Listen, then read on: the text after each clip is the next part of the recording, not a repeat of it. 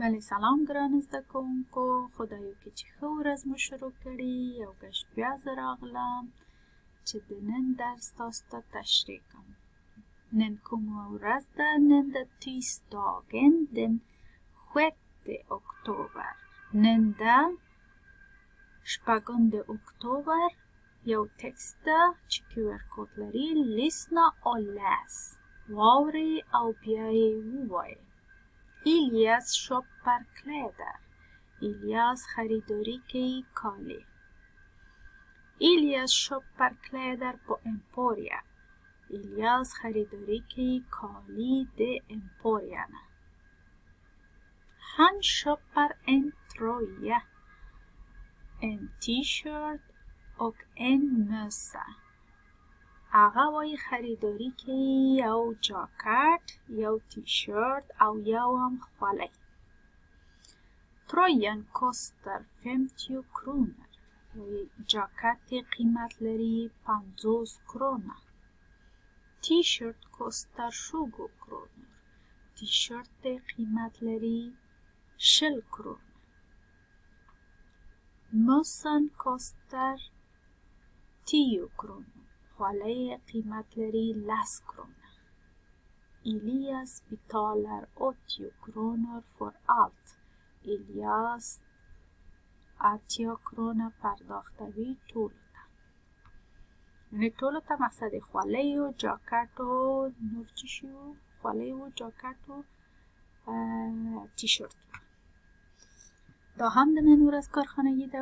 ویل د skriv svar på frågorna. ویلی که جوابونه پوښتنو لپاره. دلته QR کود لري. ویل دا vad köper Elias. var köper Elias kläder. چیرې نه خریداری کوي ایلیاس کالی. vad köper Elias. چی شي خریداری کوي. دا چیرې نه خریداری کوي ایلیاس. دا چی شي خریداری کوي ایلیاس. چیرې نه خریداری کوي او چی شي خریداری کوي ایلیاس. Hur mycket kostar allt? څومره پیسې سو ټول شیان. allt یعنی ټول شیان. یعنی تی-شرت، جاکټ او خولۍ. درې واره څو سو. Var köper du kläder. ته د چیرې نه خریداری کوي. ته د چیرې نه خریداری کوي. یعنی جای وایه. امپوریا نه، موبیلیا نه، کوم جای نه. دا هم د نن ورځ کارخانگی ده. tisdag den 6 oktober. ویل د skriv av text. دغه تکست چې تاسو پاس ولوست، دغه تکست راوړئ دلته لیکئ. دلته یې راوړئ او لیکئ. بیا ورپسې دلته ویل ده vad har du på dig.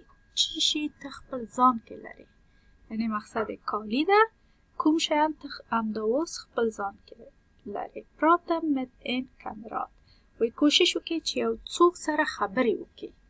یا یو صنفي مو یا کور کې که څوک لري هغې سره ووایئ. تاسو پوښتنه ورځنی کولی سئ یا تاسو نه کوم څوک کولی سي چې پوښتنه وکړي. vad har du på dig. کوم شیان ته خپل ځان کې لري. او تاسو په جواب کې ویلی سي یا کار مثلا یو جاکټ لرم، یو پتلون لرم، جرابې لرم، بوټونه لرم. دغه شیان باید اوسې کوئ تشریح کې. دلته QR کود هم لري.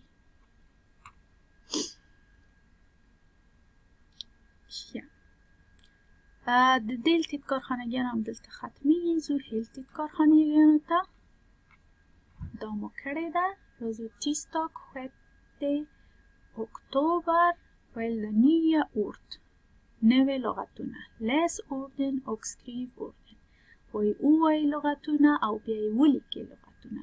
دلته وایاست او بیا دلته په سویډني لیکئ او آخر کې بیا په خپل مورنۍ ژبه لیکئ. که نسئ کوئ په مورنۍ ژبه ولیکئ، تنها په سویډني 2 ګشته لیکئ.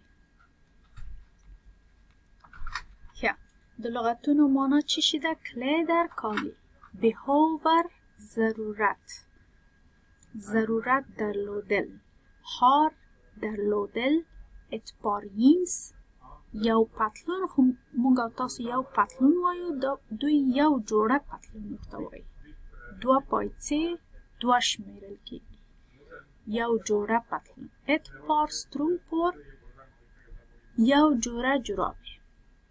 en skjorta، یو یخنقاق. en kappa، یو بالاپوش.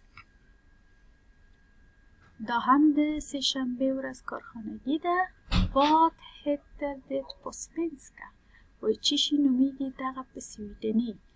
dra stryk، خط وباسئ.